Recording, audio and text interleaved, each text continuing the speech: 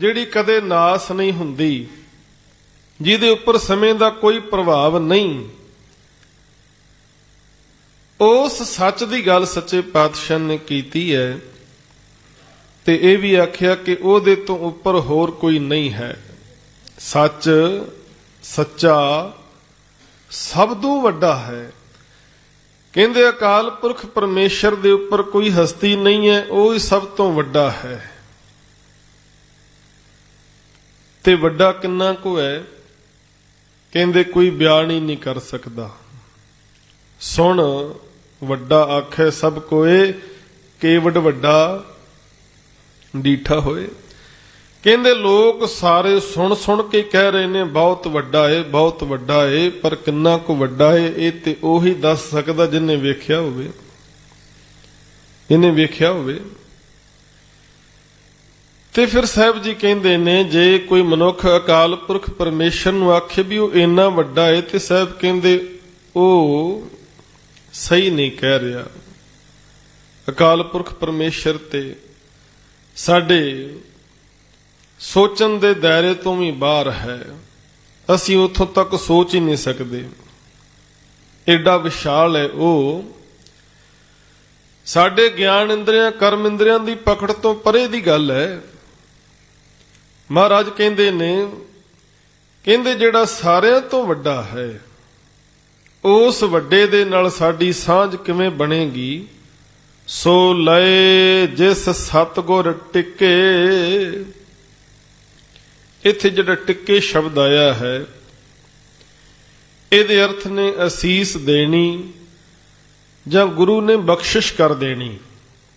ਵੈਸੇ ਜਿਹੜਾ ਟਿੱਕਾ ਸ਼ਬਦ ਹੈ ਉਹਦਾ ਸੰਬੰਧ ਗੁਰਿਆਈ ਦੇ ਨਾਲ ਹੈ। ਜਦੋਂ ਸਤਿਗੁਰੂ ਪਾਤਸ਼ਾਹ ਗੁਰਿਆਈ ਦਾ ਟਿੱਕਾ ਦਿੰਦੇ ਨੇ, ਪਰ ਇੱਥੇ ਗੱਲ ਗੁਰਿਆਈ ਦੀ ਨਹੀਂ ਹੋ ਰਹੀ, ਕਿਉਂਕਿ 10ਵਾਂ ਪਾਤਸ਼ਾਹ ਗੁਰੂ ਗ੍ਰੰਥ ਸਾਹਿਬ ਜੀ ਨੂੰ ਗੁਰਿਆਈ ਬਖਸ਼ਿਸ਼ ਕਰਕੇ ਗਿਆ ਏ। ਉਸ ਤੋਂ ਬਾਅਦ ਕੋਈ ਵਿਅਕਤੀ ਵਿਸ਼ੇਸ਼ ਗੁਰੂ ਨਹੀਂ ਹੋ ਸਕਦਾ। ਇੱਥੇ ਟਿੱਕੇ ਦਾ ਅਰਥ ਹੈ ਅਸੀਸ ਦੇਣੀ, ਬਖਸ਼ਿਸ਼ ਕਰਨੀ। ਕਹਿੰਦੇ ਜਿਹੜਾ ਅਕਾਲ ਪੁਰਖ ਪਰਮੇਸ਼ਰ ਸਦੀਵੀ ਸੱਚ ਤੇ ਸਭ ਤੋਂ ਵੱਡਾ ਏ, ਉਹਦੇ ਨਾਲ ਉਸ ਮਨੁੱਖ ਦੀ ਸਾਂਝ ਬਣਦੀ ਹੈ ਜਿਹਦੇ ਤੇ ਗੁਰੂ ਮਿਹਰ ਭਰਿਆ ਹੱਥ ਰੱਖਦਾ ਹੈ, ਜਿਹਨੂੰ ਗੁਰੂ ਅਸੀਸ ਦਿੰਦਾ ਹੈ। ਤੇ ਆਪਾਂ ਬਚਨ ਪੜ੍ਹਦੇ ਹਾਂ, ਜੈਸਾ ਸਤਿਗੁਰ ਸੁਣੀਦਾ ਤੈਸੋ ਹੀ ਮੈਂ ਡੀਠ। ਵਿਛੜਿਆ ਮੇਲੇ ਪ੍ਰਭੂ ਹਰ ਦਰਗਾ ਕਾ ਬਸੀਠ। ਹਰ ਨਾਮੋ ਮੰਤਰ ਦ੍ਰਿੜਾਇਂਦਾ ਕੱਟੇ ਹਉਮੈ ਰੋਗ। ਨਾਨਕ ਸਤਿਗੁਰ ਤਿਨਾ ਮਿਲਾਇਆ ਜਿਨ੍ਹਾਂ ਤੁਰੇ ਪਿਆ ਸੰਜੋਗ। ਕਹਿੰਦੇ ਪੂਰਾ ਸਤਿਗੁਰੂ ਜਿਸ ਨੂੰ ਅਸੀਸ ਬਖਸ਼ਿਸ਼ ਕਰਦਾ ਏ, ਉਹ ਮਨੁੱਖ ਹੀ ਉਸ ਵੱਡੇ ਨਾਲ ਜੁੜ ਜਾਂਦਾ ਹੈ। ਉਹਦਾ ਸੰਬੰਧ ਉਸ ਵੱਡੇ ਪਰਮੇਸ਼ਰ ਨਾਲ ਹੋ ਜਾਂਦਾ ਏ ਜੋ ਸਦੀਵੀ ਸੱਚ ਹੈ, ਜੋ ਸਦਾ ਕਾਇਮ ਰਹਿਣ ਵਾਲਾ ਹੈ। ਤੇ ਫਿਰ ਨਾਲ ਸੱਚੇ ਪਾਤਸ਼ਾਹ ਨੇ ਗੁਰੂ ਦੀ ਮਹਿਮਾ ਕਰਦਿਆਂ ਹੋਇਆਂ ਆਖਿਆ, ਸੋ ਸਤਿਗੁਰ ਜੇ ਸੱਚ ਧਿਆਏਂਦਾ। ਸੱਚ ਸੱਚਾ ਸਤਿਗੁਰ ਇੱਕੇ। ਤੇ ਨਾਲ ਸਤਿਗੁਰੂ ਦੀ ਗੱਲ ਕੀਤੀ ਕਿ ਸਤਿਗੁਰੂ ਉਹ ਮਹਾਨ ਸ਼ਖਸੀਅਤ ਹੈ ਜੋ ਅਠੇ ਪੈਰ ਵਾਹਿਗੁਰੂ ਦੀ ਬੰਦਗੀ ਵਿੱਚ ਜੁੜੀ ਰਹਿੰਦੀ ਹੈ। ਤੇ ਇਸ ਪੌੜੀ ਦੇ ਨਾਲ ਜਿਹੜਾ ਸ਼ਲੋਕ ਦਰਜ ਸੀ, ਆਪਾਂ ਉਹਦੀ ਵਿਚਾਰ ਵੀ ਸਰਵਨ ਕਰਕੇ ਆਏ। ਸੱਚੇ ਪਾਤਸ਼ਾਹ ਨੇ ਆਖਿਆ ਸੀ, ਸਤਿਗੁਰ ਵਿੱਚ ਵੱਡੀ ਵਡਿਆਈ ਜੋ ਅਣ ਦਿਨ ਹਰ ਹਰ ਨਾਮ ਧਿਆਵੈ। ਕਹਿੰਦੇ ਸਤਿਗੁਰੂ ਦੀ ਵੱਡੀ ਵਡਿਆਈ ਹੈ ਕਿ ਸਤਿਗੁਰੂ ਅਠੇ ਪੈਰ ਅਕਾਲ ਪੁਰਖ ਪਰਮੇਸ਼ਰ ਦੀ ਬੰਦਗੀ ਵਿੱਚ ਜੁੜਿਆ ਰਹਿੰਦਾ ਏ।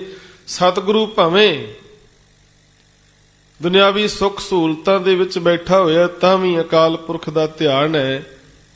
ਤੇ ਜੇ ਦੁਸ਼ਮਣਾਂ ਨੇ, ਸਮੇਂ ਦੇ ਹਾਕਮਾਂ ਨੇ ਕੋਸ਼ਿਸ਼ ਕੀਤੀ ਸੱਚੇ ਪਾਤਸ਼ਾਹ ਨੂੰ ਦੁੱਖ ਦੇਈਏ, ਕਸ਼ਟ ਦੇਈਏ, ਸਰੀਰਕ ਕਸ਼ਟ ਦੇਣ ਦਾ ਯਤਨ ਕੀਤਾ, ਤਤੀ ਤਵੀ ਤੇ ਮਹਾਰਾਜ ਨੂੰ ਬਿਠਾ ਦਿੱਤਾ, ਤੇ ਉੱਥੇ ਵੀ ਸਾਹਿਬ ਨੂੰ ਉਹ ਅਕਾਲ ਪੁਰਖ ਪਰਮੇਸ਼ਰ ਨਹੀਂ ਵਿਸਰਿਆ।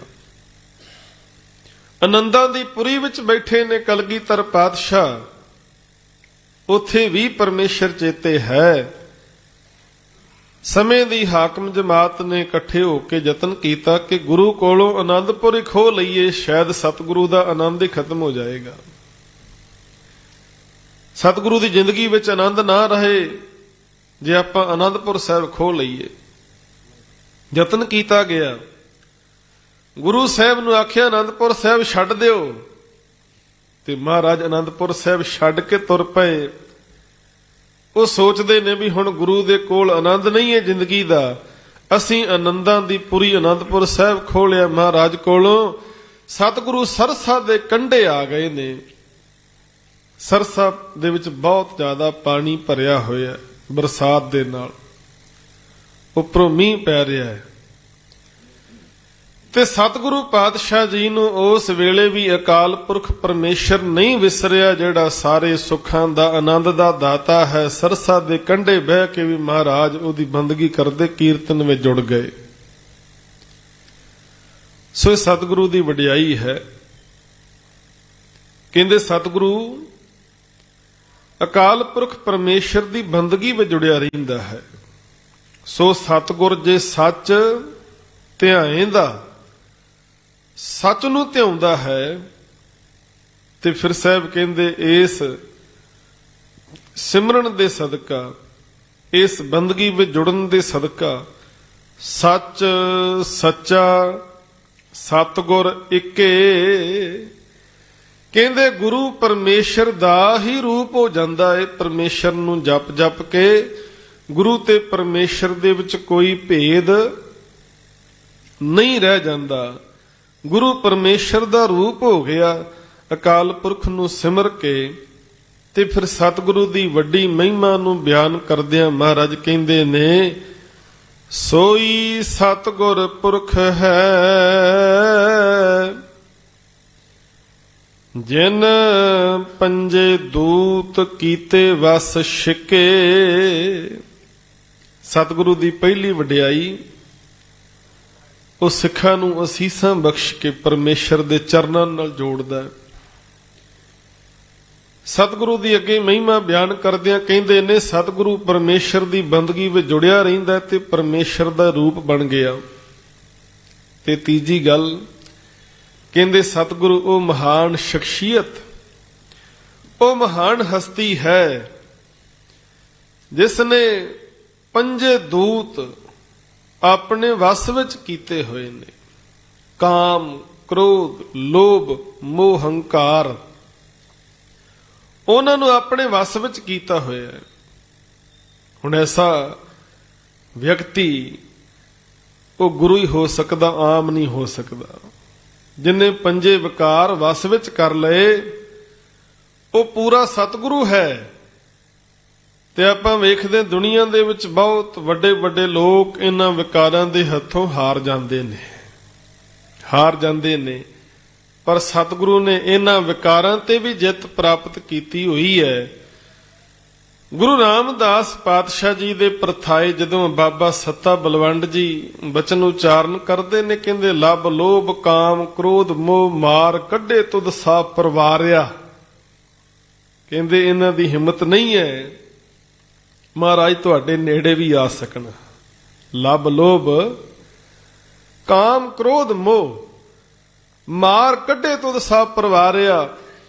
ਕਹਿੰਦੇ ਇਹਨਾਂ ਦੀ ਹਿੰਮਤ ਨਹੀਂ ਤੁਹਾਡੇ ਨੇੜੇ ਆ ਸਕਣ। ਤੁਸੀਂ ਸਾਰਿਆਂ ਨੂੰ ਆਪਣੇ ਵਸ ਵਿੱਚ ਕਰ ਲਿਆ ਏ, ਆਪਣੇ ਨੇੜੇ ਨਹੀਂ ਢੁਕਣ ਦਿੱਤਾ। ਤੇ ਮਹਾਰਾਜ ਕਹਿੰਦੇ ਜਿਨ ਮਿਲ ਮਾਰੇ ਪੰਚ ਸੂਰ ਵੀਰ, ਐਸੋ ਕੌਣ ਬਲੀ ਰੇ। ਕਹਿੰਦੇ ਐਸਾ ਬਲੀ ਕੌਣ ਹੈ ਭਾਈ ਜਿਨਨੇ ਪੰਚ ਸੂਰਬੀਰ ਮਾਰ ਲਏ, ਪੰਜਾਂ ਦੀ ਕੰਡ ਲਾ ਦਿੱਤੀ, ਪੰਜਾਂ ਨੂੰ ਢਾ ਲਿਆ। ਤੇ ਗੁਰੂ ਅਰਜਨ ਸਾਹਿਬ ਮਹਾਰਾਜ ਦੇ ਪਾਵਨ ਬਚਨ ਆਪਾਂ ਪੜ੍ਹਦੇ ਆ। ਸਾਹਿਬ ਕਹਿੰਦੇ ਹਾਂ ਗੁਸਾਈ ਦਾ ਪਹਿਲਵਾਨੜਾ, ਮੈਂ ਗੁਰਮਿਲ ਉੱਚ ਦਮਾਲੜਾ। ਸਭ ਹੋਈ ਛਿੰਝ ਇਕੱਠੀਆ ਦਈ ਬੈਠਾ ਵੇਖੈ ਆਪ ਜੀਓ। ਵਾਤ ਵੱਜਨ ਟੰਮਕ ਭੇਰੀਆਂ ਮਲ ਲੱਥੇ ਲੈਂਦੇ ਫੇਰੀਆਂ, ਨੇਤੇ ਪੰਜ ਜਵਾਨ ਮੈਂ ਗੁਰ ਥਾਪੀ ਦਿੱਤੀ ਕੰਡ ਜੀਓ। ਕਹਿੰਦੇ ਆ ਗੁਰੂ ਦੀ ਕਿਰਪਾ ਦੇ ਸਦਕਾ ਮਹਾਰਾਜ ਕਹਿੰਦੇ ਮੈਂ ਇਹਨਾਂ ਪੰਜਾਂ ਵਿਕਾਰਾਂ ਦੀ ਕੰਡ ਲਾ ਦਿੱਤੀ ਹੈ, ਇਹਨਾਂ ਪੰਜਾਂ ਨੂੰ ਵਸ ਵਿੱਚ ਕਰ ਲਿਆ ਹੈ। ਤੇ ਜਦੋਂ ਸੱਚਮੁੱਚ ਆਪਾਂ ਸਤਿਗੁਰੂ ਦਾ ਜੀਵਨ ਵੇਖਾਂਗੇ, ਕਿਵੇਂ ਮਹਾਰਾਜ ਨੇ ਇਹਨਾਂ ਨੂੰ ਵਸ ਵਿੱਚ ਕੀਤਾ ਹੋਇਆ, ਕਾਮ ਕ੍ਰੋਧ ਲੋਭ ਮੋਹ ਹੰਕਾਰ ਨੂੰ। ਤੇ ਸਾਧ ਸੰਗਤ ਜਦੋਂ ਕਾਮ ਦੀ ਗੱਲ ਆਉਂਦੀ ਹੈ ਨਾ, ਤੇ ਕਾਮ ਇੱਕ ਅਜਿਹੀ ਬਿਰਤੀ ਹੈ ਜਿਹਦੇ ਤੋਂ ਕੋਈ ਉਹ ਮਨੁੱਖ ਬਚਿਆ ਹੋਊਗਾ, ਕੋਈ ਨਹੀਂ। ਤੇ ਕਾਮ ਸਭਨਾਂ ਦੇ ਉੱਪਰ ਹਾਵੀ ਹੋ ਜਾਂਦਾ ਹੈ। ਹਾਵੀ ਹੋ ਕੇ ਕਾਮ ਤੇ ਨਾ ਕਰਨ ਵਾਲੇ ਕੰਮ ਵੀ ਕਰਵਾਉਂਦਾ ਬੰਦਾ, ਫਿਰ ਪਛਤਾਵਾ ਕਰਦਾ ਰਹਿੰਦਾ ਹੈ। ਕਿਤੇ ਕ੍ਰੋਧ ਸਾਡੇ ਤੇ ਹਾਵੀ ਹੋ ਜਾਂਦਾ ਹੈ, ਕ੍ਰੋਧ। ਕਿਤੇ ਮੋਹ ਵਿੱਚ ਅਸੀਂ ਫਸ ਜਾਂਦੇ ਹਾਂ, ਕਿਤੇ ਲੋਭ ਦੇ ਵਿੱਚ ਆ ਕੇ ਫਸ ਜਾਈਦਾ ਹੈ, ਕਿਤੇ ਹੰਕਾਰ ਦੇ ਵਸ ਹੋ ਕੇ ਬੜੇ ਉੱਚੇ ਬੋਲ ਅਸੀਂ ਬੋਲਣੇ ਸ਼ੁਰੂ ਕਰ ਦਿੰਦੇ ਆ। ਤੇ ਸਾਧ ਸੰਗਤ ਜਦੋਂ ਸਤਿਗੁਰੂ ਦਾ ਜੀਵਨ ਅਸੀਂ ਪੜ੍ਹਦੇ ਆ ਨਾ, ਕਾਮ ਕ੍ਰੋਧ ਲੋਭ ਮੋਹ ਹੰਕਾਰ ਗੁਰੂ ਸਾਹਿਬ ਨੇ ਕਿਵੇਂ ਵਸ ਵਿੱਚ ਕੀਤੇ ਹੋਏ ਨੇ, ਪੜ੍ਹ ਕੇ ਵੇਖੋ ਕਿਤੇ ਇਤਿਹਾਸ। ਗੁਰੂ ਨਾਨਕ ਸਾਹਿਬ ਜੀ ਦਾ ਜਦੋਂ ਆਪਾਂ ਇਤਿਹਾਸ ਪੜ੍ਹਦੇ ਆ ਨਾ, ਗੁਰੂ ਨਾਨਕ ਸਾਹਿਬ ਮਹਾਰਾਜ ਸ਼੍ਰੀ ਲੰਕਾ ਦੀ ਧਰਤੀ ਤੇ ਜਾਂਦੇ ਨੇ। ਰਾਜਾ ਸ਼ਿਵਨਾਭ ਸੱਚੇ ਪਾਤਸ਼ਾਹ ਦੇ ਦਰਸ਼ਨ ਕਰਨੇ ਲੋਚਦਾ ਹੈ, ਤੇ ਮਹਾਰਾਜ ਸ਼੍ਰੀ ਲੰਕਾ ਦੀ ਧਰਤੀ ਤੇ ਜਾਂਦੇ ਨੇ ਸ਼ਿਵਨਾਭ ਰਾਜੇ ਨੂੰ ਦਰਸ਼ਨ ਦੇਣ ਵਾਸਤੇ। ਪਰ ਗੁਰੂ ਨਾਨਕ ਸਾਹਿਬ ਦੇ ਜਾਣ ਤੋਂ ਪਹਿਲਾਂ ਬਹੁਤ ਪਖੰਡੀ ਲੋਕ ਆਪਣਾ ਨਾਮ ਨਾਨਕ ਰੱਖ ਕੇ ਉੱਥੇ ਰਾਜੇ ਕੋਲ ਪਹੁੰਚ ਗਏ, ਵੀ ਰਾਜੇ ਕੋਲੋਂ ਮਾਲ ਅਸਬਾਬ ਮਿਲੇਗਾ, ਧਨ ਮਿਲੇਗਾ। ਨਿਤ ਹੀ ਪਖੰਡੀ ਲੋਕ ਆਉਂਦੇ, ਆਪਣਾ ਨਾਮ ਨਾਨਕ ਦੱਸਦੇ। ਤੇ ਸ਼ਿਵਨਾਭ ਰਾਜਾ ਅੱਕ ਗਿਆ, ਕਹਿਣ ਲੱਗਾ ਵੀ ਜਿਹੜਾ ਵੀ ਹੁਣ ਕੋਈ ਆਵੇ ਨਾ ਬਾਹਰੋਂ, ਪਹਿਲਾਂ ਉਹਦੀ ਪਰਖ ਕੀਤੀ ਜਾਵੇਗੀ, ਪਹਿਲਾਂ ਉਹਨੂੰ ਕਈ ਤਰ੍ਹਾਂ ਦੇ ਭੋਜਨ ਪਦਾਰਥ ਦਿੱਤੇ ਜਾਣ, ਚੰਗੀ ਤਰ੍ਹਾਂ ਸੇਵਾ ਕਰਕੇ ਤੇ ਬਾਅਦ ਵਿੱਚ ਨਾਚ ਗਾਣਾ ਸ਼ੁਰੂ ਕਰ ਦਿਆ ਕਰੋ, ਪਤਾ ਲੱਗ ਜਾਏਗਾ ਵੀ ਅਸਲੀ ਕੌਣ ਹੈ। ਤੇ ਜਿਹੜੇ ਨਕਲੀ ਹੁੰਦੇ ਸਨ ਉਹਨਾਂ ਨੇ ਪਹਿਲਾਂ ਰਾਸ਼ਨ ਪਾਣੀ ਛਕ ਲੈਣਾ, ਫਿਰ ਨਾਚ ਗਾਣਾ ਵੇਖਣ ਵਿੱਚ ਰੁੱਝ ਜਾਣਾ, ਉਹਨਾਂ ਦੀ ਅਸਲੀਅਤ ਸਾਹਮਣੇ ਆ ਜਾਣੀ। ਅੱਜ ਇਸੇ ਤਰ੍ਹਾਂ ਹੁੰਦਾ।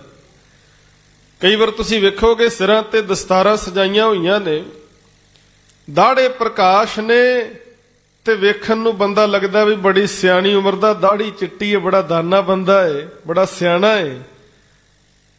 ਪਰ ਉਹਦੀ ਸਿਆਣਪ ਦਾ 2 ਮਿੰਟਾਂ ਵਿੱਚ ਹੀ ਪਤਾ ਲੱਗ ਜਾਂਦਾ। ਕਿਤੇ ਵਿਆਹ ਸਮਾਗਮ ਦੇ ਵਿੱਚ ਜਾਵੇ ਬੰਦਾ, ਜਿਹੜਾ ਬੰਦਾ ਤੁਹਾਨੂੰ ਬੜਾ ਦਾਨਾ ਲੱਗ ਰਿਹਾ ਸੀ, ਸਿਆਣਾ ਲੱਗ ਰਿਹਾ ਸੀ, ਉਹ ਹੀ ਜਾ ਕੇ ਸਟੇਜ ਤੇ ਚੜ੍ਹ ਕੇ ਜਾ ਕੇ ਨੱਚਣ ਵਾਲੀਆਂ ਕੁੜੀਆਂ ਦੇ ਹੱਥ ਫੜ ਫੜ ਕੇ ਨੱਚੀ ਜਾਏਗਾ ਉੱਥੇ ਨਾਲ ਹੀ। ਉਹਦਾ ਦਾਨਾ ਪੁਣਾ, ਉਹਦੀ ਸਿਆਣਪ ਉਸੇ ਵੇਲੇ ਜਗ ਜ਼ਾਹਰ ਹੋ ਗਈ ਵੀ ਇਹਦੇ ਅੰਦਰ ਤਾਂ ਆਹ ਕੁਛ ਹੀ ਹੈ, ਬਾਹਰੋਂ ਲੱਗਦਾ ਬੜਾ ਸਿਆਣਾ ਹੈ। ਪਰ ਜਦੋਂ ਗੁਰੂ ਨਾਨਕ ਸਾਹਿਬ ਮਹਾਰਾਜ ਉੱਥੇ ਗਏ, ਸਤਿਗੁਰਾਂ ਦੇ ਸਾਹਮਣੇ ਵੀ ਕਈ ਤਰ੍ਹਾਂ ਦੇ ਭੋਜਨ ਪਦਾਰਥ ਰੱਖੇ ਗਏ, ਮਹਾਰਾਜ ਨੇ ਕੁਝ ਵੀ ਨਾ ਛਕਿਆ।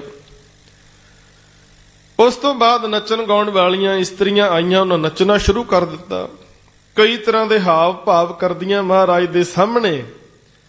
ਪਰ ਸਤਿਗੁਰੂ ਪਾਤਸ਼ਾਹ ਜੀ ਨੇ ਪੰਜਾਂ ਵਿਕਾਰਾਂ ਨੂੰ ਵਸ ਵਿੱਚ ਕੀਤਾ ਹੋਇਆ ਹੈ। ਤੇ ਜਦੋਂ ਉਹ ਬੱਚੀਆਂ ਨੱਚਦੀਆਂ ਨੇ ਤੇ ਮਹਾਰਾਜ ਉਹਨਾਂ ਨੂੰ ਕਹਿੰਦੇ, ਗਾਛੋ ਪੁੱਤਰੀ ਰਾਜ ਕੁਆਰ, ਨਾਮ ਭਣੋ ਸਚ ਦੋਤ ਸਵਾਰ। ਮਹਾਰਾਜ ਕਹਿੰਦੇ, ਧੀਓ ਬੱਚਿਓ, ਇੱਥੇ ਨੱਚਣ ਦਾ ਕੋਈ ਫਾਇਦਾ ਨਹੀਂ, ਜਾਓ ਆਪਣੇ ਘਰਾਂ ਵਿੱਚ ਜਾਓ, ਅਕਾਲ ਪੁਰਖ ਨੂੰ ਸਿਮਰੋ, ਤੁਹਾਡਾ ਜੀਵਨ ਸਫਲਾ ਹੋ ਜਾਏਗਾ। ਹੁਣ ਧੀਆਂ ਕਹਿ ਕੇ ਸੰਬੋਧਨ ਕੀਤਾ ਸੱਚੇ ਪਾਤਸ਼ਾਹ ਨੇ। ਉਹ ਨੱਚਣ ਵਾਲੀਆਂ ਬੱਚੀਆਂ ਨੂੰ ਵੀ ਸੱਚੇ ਪਾਤਸ਼ਾਹ ਨੇ ਜਦੋਂ ਧੀਆਂ ਕਹਿ ਕੇ ਸੰਬੋਧਨ ਕੀਤਾ, ਪਹਿਲੀ ਵਾਰ ਕਿਸੇ ਧੀ ਕਿਹਾ ਉਹਨਾਂ ਨੂੰ, ਉਹ ਮਹਾਰਾਜ ਦੇ ਚਰਨਾਂ ਤੇ ਝੁਕੀਆਂ, ਖਿਮਾ ਮੰਗੀ, ਆਖਿਆ ਸਾਡੇ ਕੋਲੋਂ ਸਤਿਗੁਰੂ ਭੁੱਲ ਹੋ ਗਈ ਹੈ। ਆਪ ਸਮਰੱਥ ਸਤਿਗੁਰੂ ਪਰਮੇਸ਼ਰ ਦਾ ਰੂਪ ਹੋ। ਤੇ ਫਿਰ ਰਾਜੇ ਨੂੰ ਵੀ ਜਾ ਕੇ ਦੱਸਿਆ ਕਿ ਰਾਜਨ, ਪੂਰਾ ਸਤਿਗੁਰੂ ਆ ਗਿਆ ਜੀ ਦੇ ਦਰਸ਼ਨਾਂ ਦੀ ਤੈਨੂੰ ਤਾਂਘ ਸੀ। ਇਸ ਪ੍ਰਕਾਰ ਸੱਚੇ ਪਾਤਸ਼ਾਹ ਨੇ ਸ਼ਿਵਨਾਭ ਰਾਜੇ ਨੂੰ ਜਾ ਕੇ ਦਰਸ਼ਨ ਦਿੱਤੇ। ਹੁਣ ਕਿੱਡਾ ਉੱਚਾ ਕਿਰਦਾਰ। ਕਿਵੇਂ ਸੱਚੇ ਪਾਤਸ਼ਾਹ ਨੇ ਇਹਨਾਂ ਵਿਕਾਰਾਂ ਨੂੰ ਵਸ ਵਿੱਚ ਕੀਤਾ ਹੋਇਆ। ਜਦੋਂ ਮਹਾਰਾਜ ਗੁਰੂ ਨਾਨਕ ਸਾਹਿਬ ਜੋਗੀਆਂ ਦੇ ਕੋਲ ਜਾਂਦੇ ਨੇ, ਸਿੱਧਾਂ ਦੇ ਕੋਲ ਜਾਂਦੇ ਨੇ, ਤੇ ਸੱਚੇ ਪਾਤਸ਼ਾਹ ਜੀ ਨੂੰ ਭਰਮਾਉਣ ਦੇ ਲਈ ਸਿੱਧਾਂ ਨੇ ਕਰਾਮਾਤ ਦੇ ਨਾਲ ਪਾਣੀ ਦੇ ਭਰੇ ਸਰੋਵਰ ਦੇ ਵਿੱਚ ਹੀਰੇ ਜਵਾਹਰਾਤ ਪੈਦਾ ਕਰ ਦਿੱਤੇ ਵੀ ਮਹਾਰਾਜ ਵੇਖ ਕੇ ਹੈਰਾਨ ਹੋਣਗੇ, ਲੋਭ ਦੇ ਵਿੱਚ ਆ ਜਾਣਗੇ ਤੇ ਸਾਡੇ ਕੋਲ ਆਖਣਗੇ ਵੀ ਮੈਨੂੰ ਵੀ ਰੱਖੋ ਇੱਥੇ, ਤੁਹਾਡੇ ਕੋਲ ਤੇ ਬੜੇ ਖਜ਼ਾਨੇ ਕਰਾਮਾਤਾਂ ਨੇ। ਜਦੋਂ ਮਹਾਰਾਜ ਨੂੰ ਪਾਣੀ ਦਾ ਲੋਟਾ ਦੇ ਕੇ ਪਾਣੀ ਭਰਨ ਵਾਸਤੇ ਭੇਜਿਆ ਤੇ ਸਤਿਗੁਰੂ ਪਾਣੀ ਦੇ ਚਸ਼ਮੇ ਤੇ ਜਾ ਕੇ ਤੇ ਖਾਲੀ ਵਾਪਸ ਆ ਗਏ ਤੇ ਸਿੱਧ ਕਹਿੰਦੇ ਵੀ ਪਾਣੀ ਲੈ ਕੇ ਨਹੀਂ ਆਏ। ਮਹਾਰਾਜ ਕਹਿੰਦੇ ਇੱਥੇ ਪਾਣੀ ਹੈ ਹੀ ਨਹੀਂ। ਕਹਿੰਦੇ ਹੋਰ ਨਹੀਂ ਕੁਝ ਵੇਖਿਆ? ਸਾਹਿਬ ਕਹਿੰਦੇ ਨਹੀਂ। ਹੁਣ ਹੀਰੇ ਜਵਾਹਰਾਤ ਭਰੇ ਹੋਏ ਸਨ, ਪਰ ਸਤਿਗੁਰੂ ਦੇ ਅੰਦਰ ਰੰਚਕ ਮਾਤਰ ਵੀ ਕਿਸੇ ਚੀਜ਼ ਦਾ ਲੋਭ ਨਹੀਂ। ਇੱਥੇ ਮਲਕ ਭਾਗੋ ਵਰਗਿਆਂ ਵੱਡੇ ਵੱਡੇ ਲਾਲਚ ਦਿੱਤੇ ਮਹਾਰਾਜ ਨੂੰ ਵੀ ਸਾਡੇ ਘਰੇ ਬ੍ਰਹਮ ਭੋਜ ਛਕੋ, ਮਹਾਰਾਜ ਸਾਡੇ ਘਰੇ ਛਕੋ ਲੰਗਰ, ਤੁਹਾਨੂੰ ਧਨ ਵੀ ਦੇਵਾਂਗੇ। ਤੁਸੀਂ ਲਾਲੋ ਦੇ ਘਰ ਕੋਧਰੇ ਦੀ ਰੋਟੀ ਖਾ ਕੇ ਇੱਥੇ ਸੁੱਤੇ ਪਏ ਹੋ, ਮੇਰੇ ਘਰ ਚੱਲੋ 36 ਪ੍ਰਕਾਰ ਦੇ ਭੋਜਨ ਨਾਲ ਧਨ ਵੀ ਮਿਲੇਗਾ। ਪਰ ਅੰਦਰ ਕਿਸੇ ਪ੍ਰਕਾਰ ਦਾ ਲੋਭ ਨਹੀਂ ਹੈ, ਕਿਸੇ ਪ੍ਰਕਾਰ ਦਾ ਲਾਲਚ ਨਹੀਂ ਹੈ। ਜੇ ਸਮੇਂ ਦੇ ਹਾਕਮ ਚੜ ਚੜ ਕੇ ਆਏ ਤੇ ਸੱਚੇ ਪਾਤਸ਼ਾਹ ਨੇ ਕਿਤੇ ਕ੍ਰੋਧ ਵਿੱਚ ਹੋ ਕੇ ਉਹਨਾਂ ਨੂੰ ਕੁਝ ਨਹੀਂ ਆਖਿਆ। ਮਹਾਰਾਜ ਕਹਿੰਦੇ ਭਾਈ ਜੇ ਰਾਜ ਪਾਕ ਕਰਨਾ ਹੈ ਤਾਂ ਇਹੋ ਜਨਤਾ ਨੂੰ ਪਰੇਸ਼ਾਨ ਕਰਕੇ ਨਾ ਕਰੋ, ਹਲੇਮੀ ਰਾਜ ਅਪਣਾਓ ਜਿਹਦੇ ਵਿੱਚ ਸਾਰੇ ਸੁਖੀ ਹੋਣ। ਤੇ ਸਾਧ ਸੰਗਤ ਤੇ ਗੁਰੂ ਦਾ ਬਿਰਧ ਹੈ। ਗੁਰੂ ਨੇ ਪੰਜਾਂ ਵਿਕਾਰਾਂ ਨੂੰ ਵਸ ਵਿੱਚ ਕੀਤਾ ਹੋਇਆ, ਪੰਜਾਂ ਨੂੰ ਹੀ।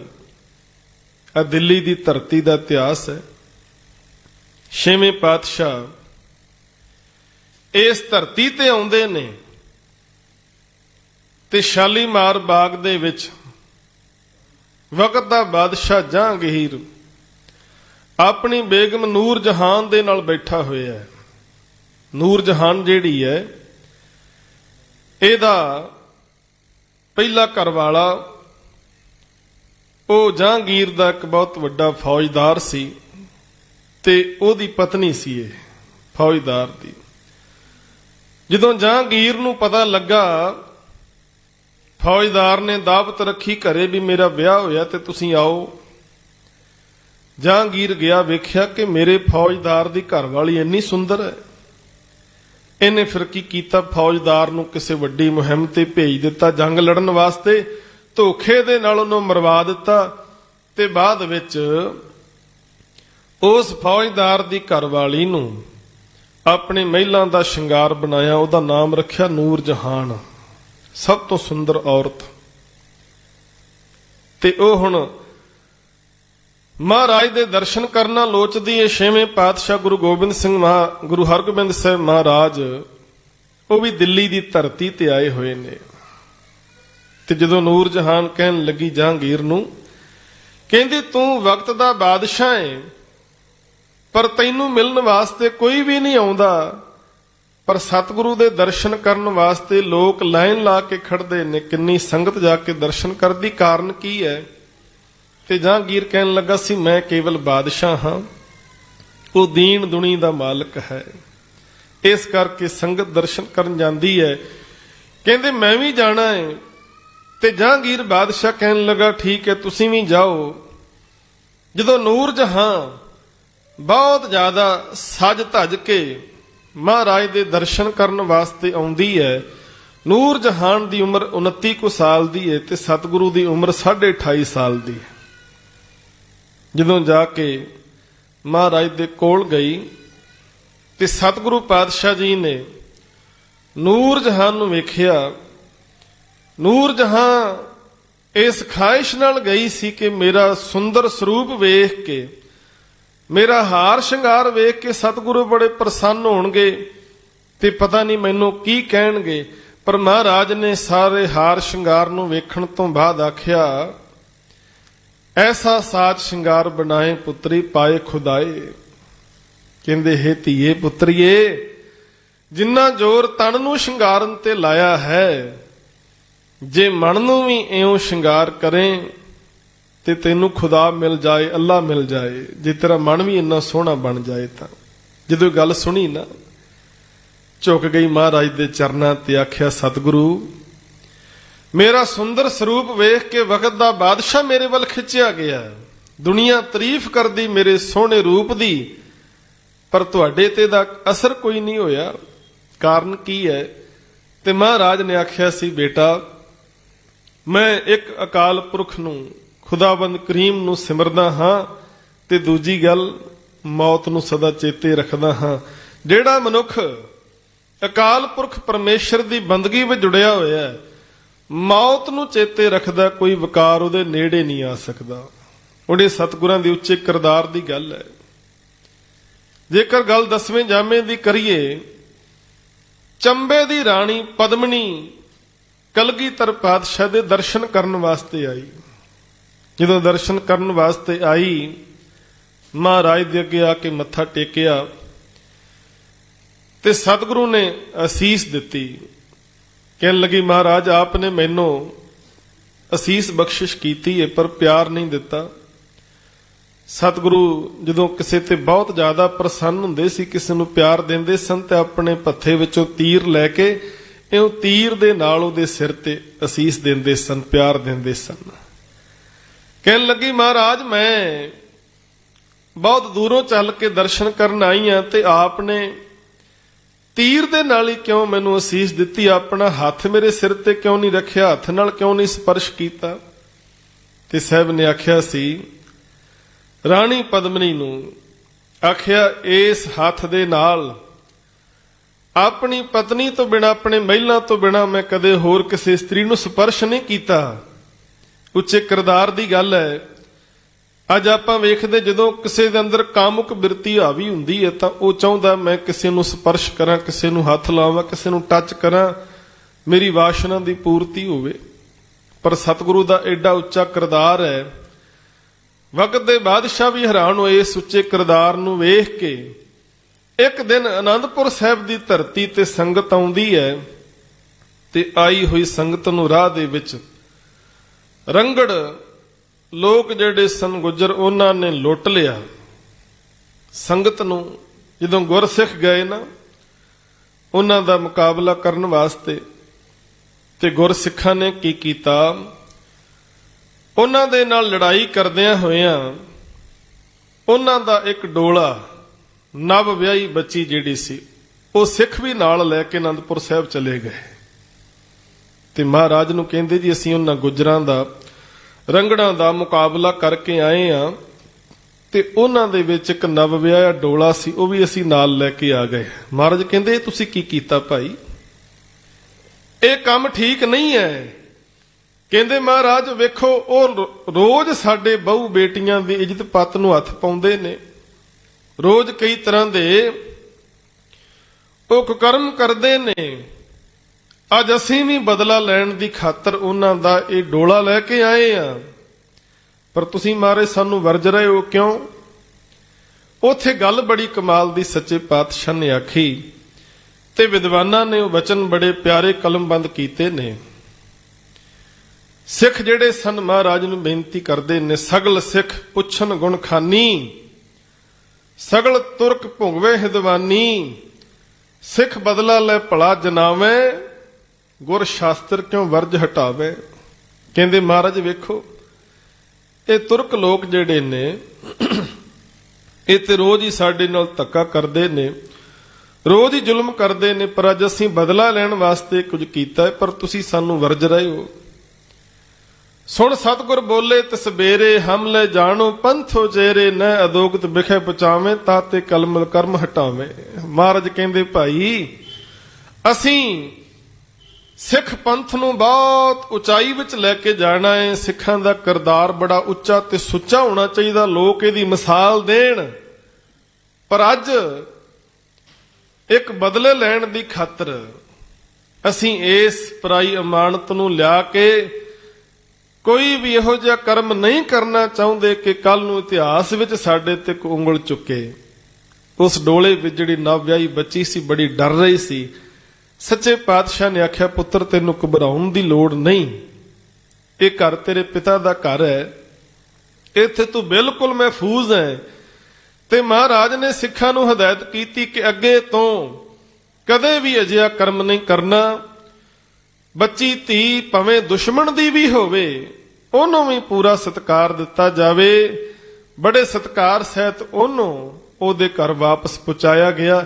ਇਹ ਖਾਲਸੇ ਦੇ ਉੱਚੇ ਕਿਰਦਾਰ ਦੀ ਗੱਲ ਤੇ ਗੁਰੂ ਸਾਹਿਬ ਦੀ ਕਿਰਪਾ।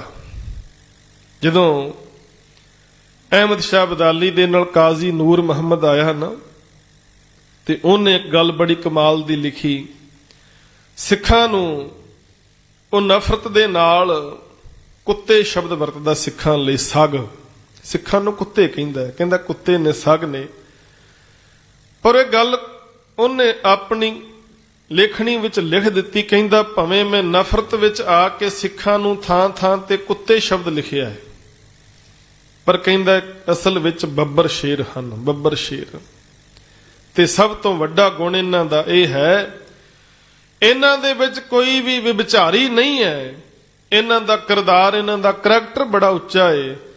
ਤੇ ਭਾਈ ਗੁਰਦਾਸ ਜੀ ਦੇ ਬਚਨ ਨੇ, ਦੇਖ ਪਰਾਈਆਂ ਚੰਗੀਆਂ, ਮਾਵਾਂ ਭੈਣਾਂ ਧੀਆਂ ਜਾਣੇ। ਪਰਾਈ ਔਰਤ ਨੂੰ ਮਾਂ ਭੈਣ ਧੀ ਕਰਕੇ ਜਾਣਦੇ ਨੇ। ਖਾਲਸੇ ਦਾ ਕਿਰਦਾਰ ਹੈ। ਤੇ ਗੁਰੂ ਸਾਹਿਬ ਨੇ ਆਖਿਆ, ਸੁਣ ਸਤਿਗੁਰ ਬੋਲੇ ਤਿਸ ਬੇਰੇ, ਹਮਲੇ ਜਾਣੋ ਪੰਥ ਉਚੇਰੇ। ਨੈ ਅਦੋਗਤ ਬਿਖੇ ਪੁਚਾਵੇਂ, ਤਾਤੇ ਕਲਮਲ ਕਰਮ ਹਟਾਵੇਂ।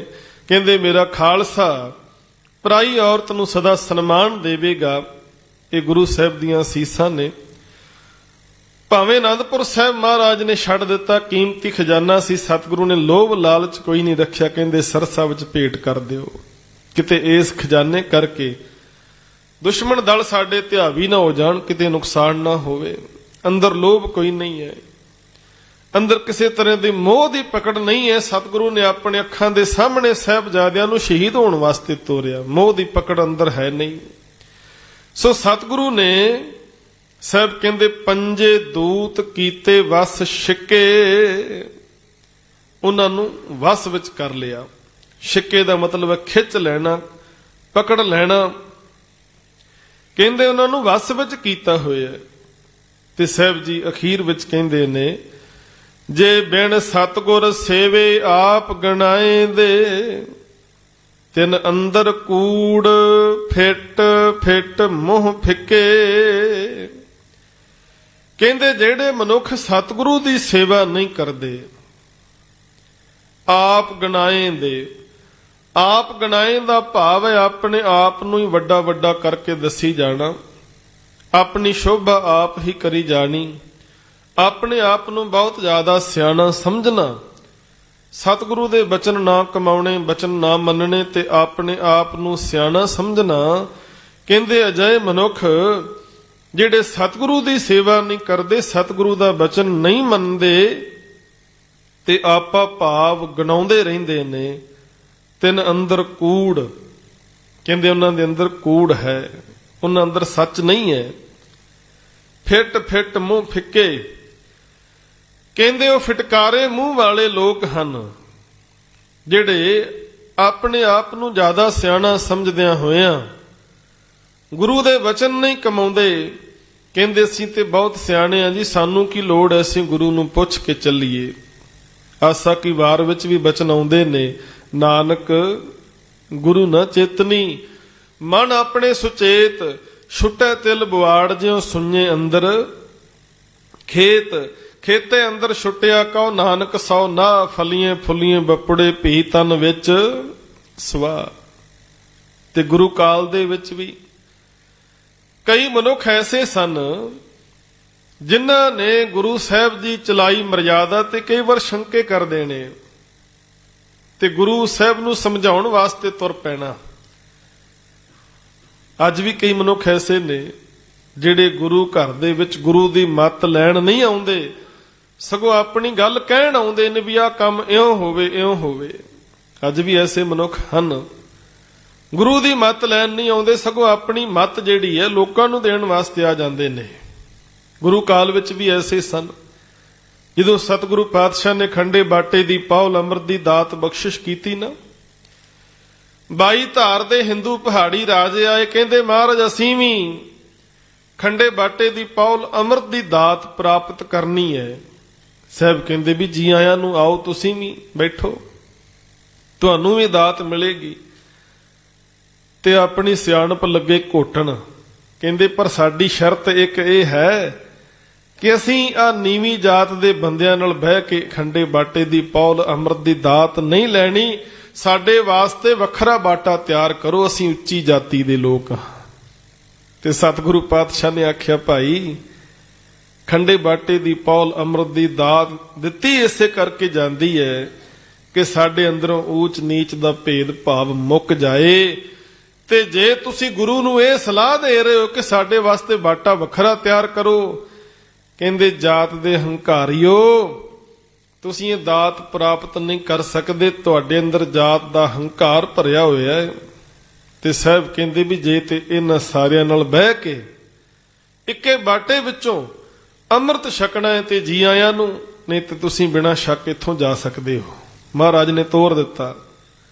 ਤੇ ਅੱਜ ਸਾਡੇ ਵਰਗੇ ਜੇ ਹੁੰਦੇ ਆਖਣਾ ਸੀ ਕੋਈ ਗੱਲ ਨਹੀਂ ਜੀ, ਗਿਣਤੀ ਵਧਾ ਲਈਏ, ਨਾਲ ਜੁੜ ਜਾਣਗੇ, ਗਿਣਤੀ ਵੱਧ ਜਾਏਗੀ, ਕੋਈ ਗੱਲ ਨਹੀਂ, ਪਰਲੇ ਕਮਰੇ ਵਿੱਚ ਬਹਿ ਕੇ ਵੱਖਰਾ ਬਾਟਾ ਤਿਆਰ ਕਰਕੇ ਇਹਨਾਂ ਨੂੰ ਉਧਰ ਛਕਾ ਦਿਓ ਅੰਮ੍ਰਿਤ। ਹੋ ਸਕਦਾ ਕੋਈ ਉਸ ਤਰ੍ਹਾਂ ਦੀ ਸਲਾਹ ਆ ਜਾਂਦੀ। ਪਰ ਸਤਿਗੁਰੂ ਪਾਤਸ਼ਾਹ ਜੀ ਨੇ ਜੋ ਫੈਸਲੇ ਕੀਤੇ, ਅਟਲ ਫੈਸਲੇ, ਤੇ ਜਿਹੜੇ ਲੋਕ ਆਪਣੀ ਸਿਆਣਪ ਘੋਟਣ ਵਾਲੇ ਸਨ, ਮਹਾਰਾਜ ਨੇ ਆਖਿਆ ਐਸੇ ਲੋਕ ਫਿਟਕਾਰੇ ਹੋਏ ਨੇ, ਕੋਈ ਉਹਨਾਂ ਨੂੰ ਮੂੰਹ ਨਹੀਂ ਲਾਉਂਦਾ। ਓਏ ਬੋਲੇ ਕਿਸੇ ਨਾ ਭਾਵਣੀ, ਮੂੰਹ ਕਾਲੇ ਸਤਿਗੁਰ ਤੇ ਚੁੱਕੇ। ਕਹਿੰਦੇ ਉਹਨਾਂ ਦਾ ਬੋਲਣਾ ਵੀ ਕਿਸੇ ਨੂੰ ਚੰਗਾ ਨਹੀਂ ਲੱਗਦਾ। ਜਿਹੜੇ ਸਤਿਗੁਰੂ ਦੇ ਦਰ ਤੋਂ ਫਿਟਕਾਰੇ ਹੋਏ ਨੇ, ਜਿਹੜੇ ਗੁਰੂ ਦੇ ਤੇ ਬਣ ਨਹੀਂ ਸਕੇ, ਆਪਣੀ ਸਿਆਣਪ ਦੇ ਵਸ ਹੋ ਕੇ ਗੁਰੂ ਨੂੰ ਮੱਤਾਂ ਦਿੰਦੇ ਸਨ, ਕਹਿੰਦੇ ਉਹਨਾਂ ਦੇ ਮੁਖ ਕਾਲੇ ਹੋ ਗਏ, ਵਿਕਾਰਾਂ ਦੇ ਦਾਗ ਮੂੰਹ ਤੇ ਲੱਗ ਗਏ। ਜੇਤਾ ਮੋਹ ਪ੍ਰੀਤ ਸਵਾਦ ਸਭਾ ਕਾਲਖ ਦਾਗਾ ਦਾਗ। ਕਹਿੰਦੇ ਉਹ ਕਾਲੇ ਮੂੰਹ ਵਾਲੇ ਮਨੁੱਖ, ਕਹਿੰਦੇ ਜਿਹੜੇ ਸਤਿਗੁਰੂ ਦੇ ਨਹੀਂ ਬਣੇ, ਸਤਿਗੁਰੂ ਦੀ ਸਿੱਖਿਆ ਤੇ ਨਹੀਂ ਤੁਰੇ, ਕਹਿੰਦੇ ਉਹਨਾਂ ਦਾ ਬੋਲਣਾ ਕਿਸੇ ਨੂੰ ਚੰਗਾ ਨਹੀਂ ਲੱਗਦਾ, ਉਹਨਾਂ ਦਾ ਜੀਵਨ ਜਿਉਣ ਦਾ ਢੰਗ ਤਰੀਕਾ ਵੀ ਕਿਸੇ ਨੂੰ ਨਹੀਂ ਭਾਉਂਦਾ। ਉਹ ਸੰਸਾਰ ਦੇ ਵਿੱਚ ਵੀ ਉਹਨਾਂ ਨੂੰ ਕੋਈ ਸਤਿਕਾਰ ਨਹੀਂ, ਨਿਰੰਕਾਰ ਦੇ ਘਰ ਵੀ ਉਹਨਾਂ ਨੂੰ ਮਾਨ ਨਹੀਂ ਮਿਲਦਾ। ਪਰ ਜਿਨ੍ਹਾਂ ਨੇ ਗੁਰੂ ਕੇ ਬਚਨ ਕਮਾਏ ਨੇ, ਗੁਰੂ ਦੀ ਸਿੱਖਿਆ ਜਿਨ੍ਹਾਂ ਨੇ ਕਮਾਈ ਹੈ, ਗੁਰੂ ਗੁਰੂ ਜਪਦਿਆਂ ਜਿਨ੍ਹਾਂ ਨੇ ਆਪਣਾ ਜੀਵਨ ਸਫਲਾ ਕੀਤਾ ਏ, ਉਹਨਾਂ ਦੇ ਇਹ ਲੋਕ ਸੁਖੀਏ ਪਰਲੋਕ ਸੁਹੇਲੇ, ਨਾਨਕ ਹਰਿ ਪ੍ਰਭ ਆਪੇ ਮੇਲੇ। ਇਹ ਅਵਸਥਾ ਉਹਨਾਂ ਨੂੰ ਪ੍ਰਾਪਤ ਹੋਈ ਹੈ। ਗੁਰੂ ਸਾਹਿਬ ਰਹਿਮਤ ਕਰਨ, ਸਾਨੂੰ ਵੀ ਆਪਣੇ ਦਰੋਂ ਕਰੋ ਸਿੱਖੀ ਸਿਦਕ ਭਰੋਸਾ ਨਾਮਦਾਨ ਚਰਨਾਂ ਦੀ ਪ੍ਰੀਤ ਸਤਿਗੁਰੂ ਬਖਸ਼ਿਸ਼ ਕਰਨ। ਅਸੀਂ ਵੀ ਗੁਰੂ ਗੁਰੂ ਜਪਦਿਆਂ ਆਪਣੇ ਇਸ ਜੀਵਨ ਨੂੰ ਸਫਲਾ ਕਰੀਏ। ਇੰਨੀਆਂ ਬੇਨਤੀਆਂ ਪ੍ਰਵਾਨ ਕਰਨੀਆਂ ਹੋਈਆਂ, ਭੁੱਲਾਂ ਨਾ ਚਿਤਾਰਨੀਆਂ। ਗੱਜ ਕੇ ਫਤਿਹ ਬੁਲਾਓ। ਵਾਹਿਗੁਰੂ ਜੀ ਕਾ ਖਾਲਸਾ, ਵਾਹਿਗੁਰੂ ਜੀ ਕੀ ਫਤਿਹ। ਵਾਹਿਗੁਰੂ ਸਾਹਿਬ ਜੀਓ। ਰਾਮ ਕਲੀ ਮਹਿਲਾ ਤੀਜਾ। ਆਨੰਦ ਏਕ ਓੰਕਾਰ ਸਤਿਗੁਰ ਪ੍ਰਸਾਦ। ਆਨੰਦ ਭਇਆ ਮੇਰੀ ਮਾਏ, ਸਤਿਗੁਰੂ ਮੈਂ